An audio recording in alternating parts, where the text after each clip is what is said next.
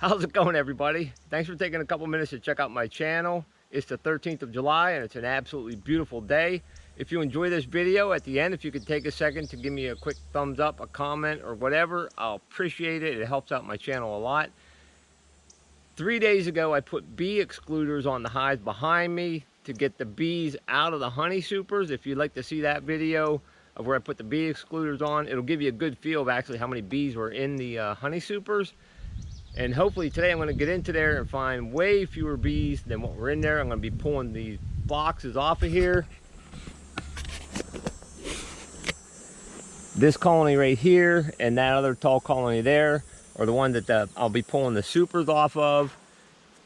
And I'm also going to give this colony right here, a little bit weaker colony, a little bit more sugar water, because they got a lot of brood and stuff to take care of in there. But basically, I'm going to be pulling these boxes off one at a time off of here, transporting them to my truck over here.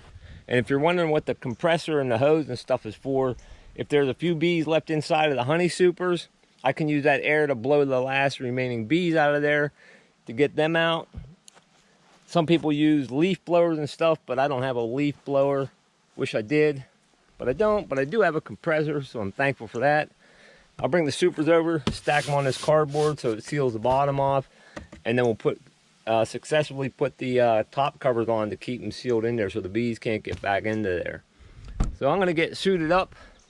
We'll get into here, and I'll show you just pulling off one box and hopefully show you way fewer bees than what was in there 3 days ago. And then once I get one box transferred over there, I'll probably just put everything on high speed, and we'll get this project done with for today. Okay, so let's get this top box off of here. There's still a pretty decent pile of bees in there. Far fewer than the last time, but there's still some in here. I'm glad I got the air to blow them out. There's actually a couple workers here just drug a dead drone up out of there. Yeah, so there's still some bees in here. I'm gonna set these girls here.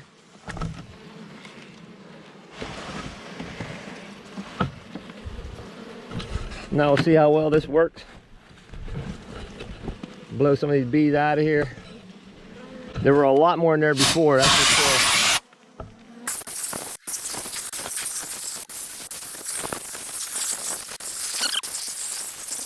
Well, that worked really sweet. I'm gonna get this box back to the truck.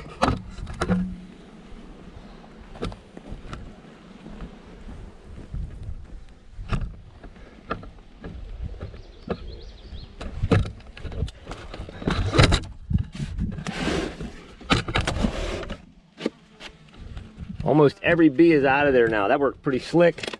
There were more bees in there than I had hoped for, but the air is working pretty good. I'm going to turn the camera on to time lapse. I'm going to start my generator up so I can have a lot of air to blow the rest of the bees out of here. But let's get these boxes off of here.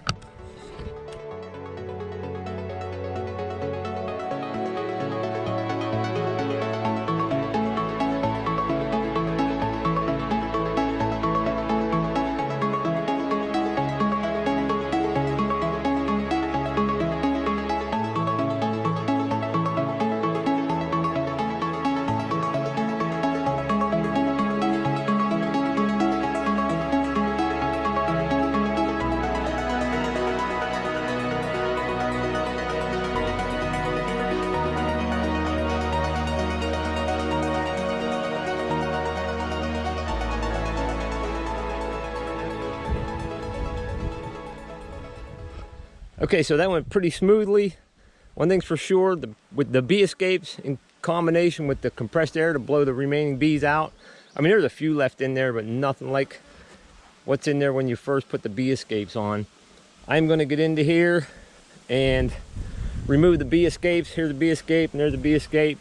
And I'm probably going to move that super onto one of these two hives because they're not doing anything in it right now. And I'm just going to give these girls some room to get up in there. Gonna get this stuff home now.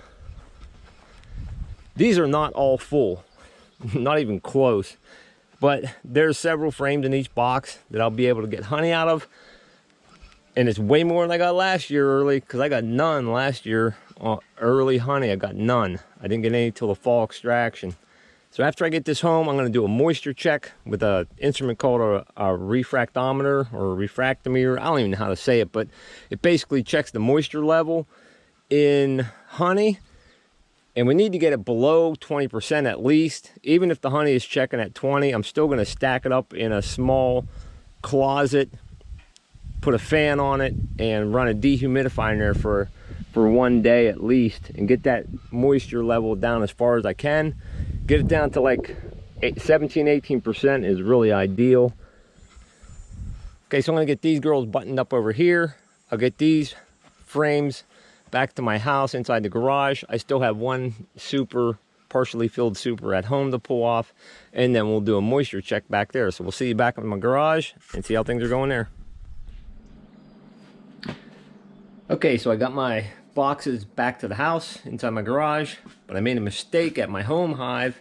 I put my bee escape on, but I forgot to block this hole, so there were still quite a few bees in that one. I blew a bunch out, but there's still a pretty good amount left in there. I'm going to pull these boxes off one at a time, set them out here, blow any remaining bees out, as many as I can, and then I'm going to test the moisture level with a refractometer. I guess the first tip I can give about this thing is, if you've never used one of these and you're a beekeeper, beginning beekeeper, and you want to get one of these, and you go on Amazon or wherever, there's more than one type of refractometer. I just clicked on one, it looked like this, bought it, it came home, and it had a completely different scale in it. Make sure if you order one of these that it is to test moisture level in honey. There's different types of refractometers. So basically, I'm going to pull out some honey, smear it on this little spot here, look through a lens, and it'll show the moisture content. And I'm going to try to show it on camera. We'll see how that goes, though.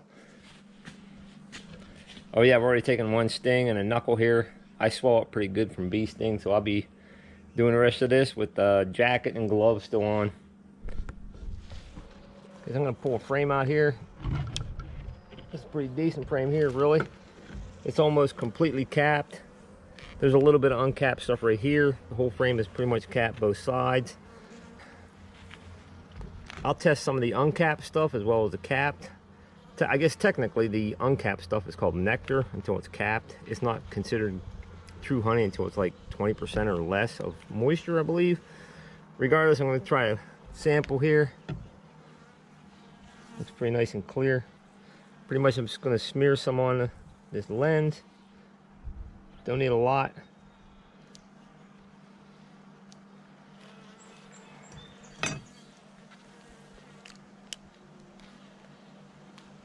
Smush it out on there.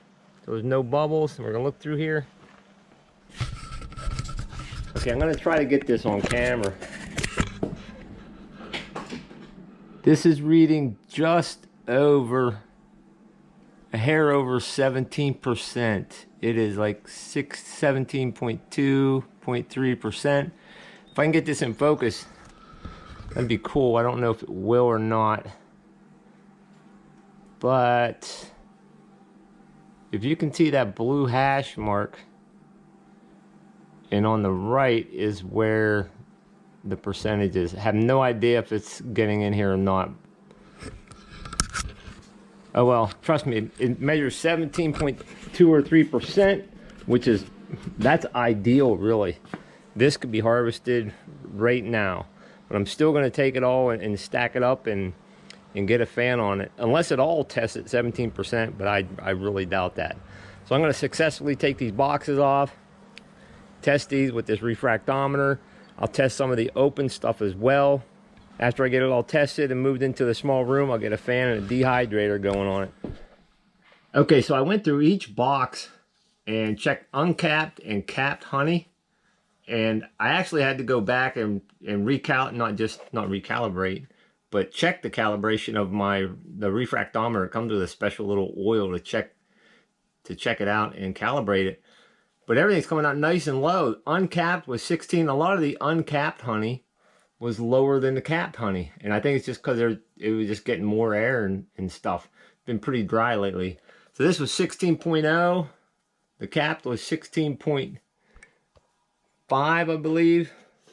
The cap was 15%. That is ridiculously low.